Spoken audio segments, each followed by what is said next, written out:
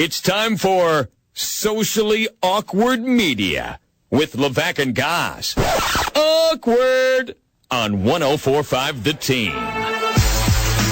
Guys, I know this is one of your favorite segments of the week, and I'm going to let you run wild on the Socially Awkward Media, but first, I need you to give me a Hooters tournament update. Hooters tournament update. We'll go through the finals. We have 4 games that have gone final. Notre Dame takes down Princeton in a great game, 60-58.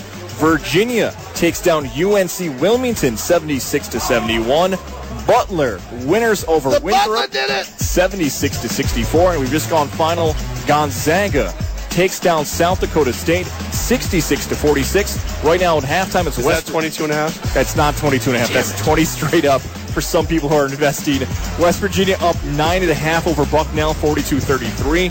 Only game in action right now is on True TV. It's East Tennessee State down just 1 to Florida with under 6 minutes to play in the first half. Tied another free throw. There you go. Tied with under 6 to go in the first half. Dang it. I completely jinxed that one. All right, let's get ourselves into some socially awkward media. Socially awkward media. Remember, you can always be a part of it by hitting us up on social media, Facebook.com/1045 The Team, at 1045 The Team on Twitter, at the Jeff Levack, and at Tom Goz, TOMGOZZ. Now, earlier this week, I posted something on our Facebook page. My top 10 favorite NCAA tournament buzzer beaters of all time. We took input on it. Your top 10. You can let us know on Facebook right now. A bunch of people tweeted in. Here's some of the picks. Nick wrote Austin Rivers over Tyler Zeller to give Duke the win over UNC at UNC. However, Nick, that didn't happen in the NCAA tournament. Nice try. You said buzzer beater. You didn't say tournament. I said NCAA tournament. All right. Check the blog. You can still like it. Okay, that's fine. Don't judge, Nick. Rusty wrote in, not a true buzzer beater, but several amazing game-tying shots in K-State versus Xavier in 2010. Again, game-tying shots, is that really a buzzer beater? I feel like game winners should be one up over a game-tying shot. Are you saying that your favorite buzzer beaters are better than their favorite? Is that what you're trying to justify right now? I'm starting to get at that, yeah. And also, okay. All right, well, I'm just saying, if that's their favorite plays in games, they can have that. Drew wrote in John Wallace, 1996 Syracuse versus Georgia, and Paul wrote in Northern Iowa, Farouk, Kansas. Ali Faroukpanesh. That name will live on in March Madness history when Northern Iowa took down that year's favorite Kansas. What are some of your favorite NCAA tournament buzzer beaters of all time? I have to be perfectly honest with you. I'm not positive that I've ever watched a game where I was on the right side of the buzzer beater. Ooh. Like the Christian Laettner shot, now that Christian and I have made up, now that we're buddies. On social media. Now that we're biffles. I like that shot, but back then I remember breaking several things in my house, including a VCR, which was a big deal back then. What are those? Yeah, those are like DVRs, but way more clunky and less effective.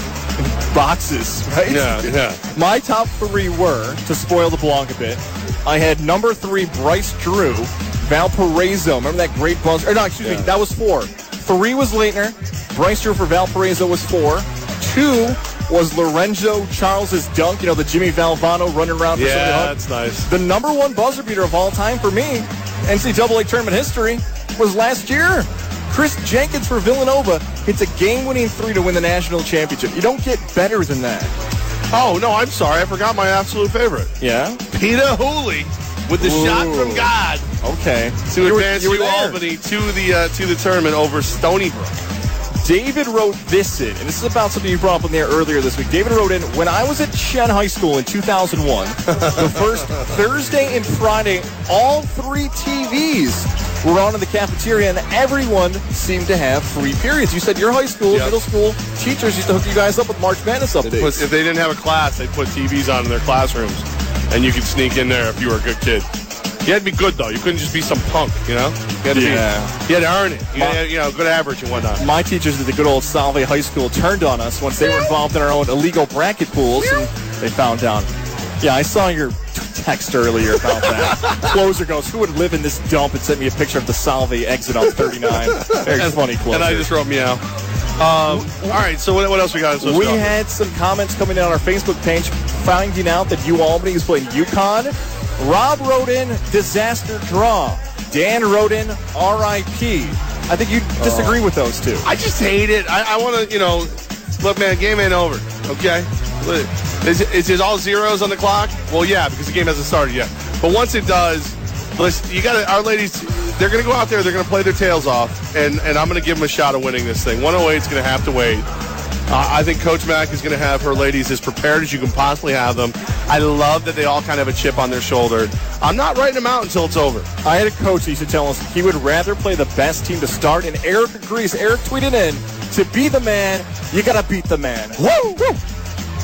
Agreed. Like, Jason Lewis, why am I getting ripped apart in the next few ones? Jason Lewis wrote into me from CBS 6 and the Upstate Sports. He would like to remind me that Syracuse was not in the NCAA tournament this year. He wrote in, there's Goz burning his Cuse onesie. Yeah, because Cuse gets beat by Miami and then doesn't make the tournament. And you were just basically unconsolable. Yeah. It was bad. Yeah. Ken Schott wrote in, please play sad violin music for Goz every time he talks about Syracuse basketball. You told the Hooters girls yesterday, who were sweethearts and had no idea what was going on in the tournament, that Syracuse is going to win it. I liked them better after they said that. Right, but Syracuse has to be in the tournament to win the tournament. Bert wrote in and said this about Syracuse. You know, there's tons of snow here in upstate New York. How do you get the snow off of the Carrier Dome, right? Because it is a huge structure. You got to get the snow off or else it's going to build up and it's going to eventually collapse, just math. There are people who go up there and do that. Right. Bert wrote in, yes, I've been up there many a times. You know how afraid I would be if I had to go on top of a building to get snow off of it? No, I'm not going up there. No way. Lady Gaga's a hero. Are you insane? Lady Gaga's a hero. That's all there is to it. We have some quarterback NFL tweets coming in. Linda wrote, Brock Osweiler whined when he got benched for Peyton Manning, too. He can't take criticism. But Peyton Manning, it wasn't like Peyton Manning in his prime. It was like crippled Peyton Manning. Yeah. It was like the Rob Lowe commercials. Like, yeah. I'm 40-year-old Peyton Manning who can't throw anymore. Right. I'm fused vertebrae in my spine, Peyton Manning. No, leave Brock Osweiler has been insulted enough. You know you have a good tease on a radio show when someone tweets in about your tease. Michael George wrote, what legend's retiring, Levack? Is this where Geno Smith finally gets his just coverage? He's not retiring, sadly, so no. Sorry, it was not him. Then a few tweets came in about me. Larry wrote in, hey, did Goz really just say Pluto when talking about Animal House? Bluto is the character with the letter B. It's true. Flounder, Otto, right? Otter is another one. I think Otto's from Rocket drunk Power. And stupid is no way to go through life. That's right. Yeah, it works for me. Yeah, and Faber College had going deep, and I'm glad someone actually picked up the Animal House reference. That was very good. Did you know this, Levack? I got a few. We were talking about the Fresh Prince of Bel-Air earlier this week. Zachary wrote it and said, like a giant music box in here? What is that? Yeah, we're sitting behind it. Maybe someone put on some music. I don't know. Zachary wrote in, what the hell is that? Uncle Phil from Fresh Prince of Bel-Air was a judge and not a lawyer. Okay. That's not true. It's not? The first 2 episodes of The Fresh Prince of Bel-Air, Uncle Phil is actually a lawyer, then is promoted to judge. So both are true. Both are true. Generally, judges start as lawyers. Yes, that's true, and I thought Zachary would know that, and we talked about that. Way to go, Zachary. The bottom line, why would you reach out to correct somebody on that? And then be like, wrong. At what point... Right, and make sure you're right. If you're going to correct somebody on that, like you see me every once in a while, like if you were in the studio, you'd see it. Goz will say something, I'm like, I think he's wrong. And all of a sudden, I'm like, Google crazy. I'm not paying attention to anything. I must prove it because I don't want to correct you and then be stupid. Yes, and the reason we had so many people reach out about that was because we talked about the picture of Will Smith looking identical to Uncle Phil. Right. And he actually does in the picture. Creepy. It's creepy. very weird. It's weird. Chef Mike wrote in, never admit Mark Anthony is a good singer on the air again, Goz. It's true. He's got a point right there. You know what? He's a good singer. All right, listen. The best thing Mark Anthony ever did was play a sleazeball in Denzel Washington's version of Man on Fire.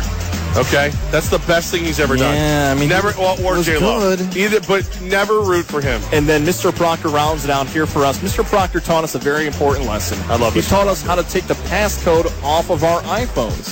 I didn't check it out. Well, hang on. You don't want yours, though. I thought you had yours back on, and now you want it off again. No, I never turned it. I just do it. I have it at the thumbprint thing. Ooh, what is this? So, like on the newer iPhones, you just hold your thumb over that, and it unlocks your phone.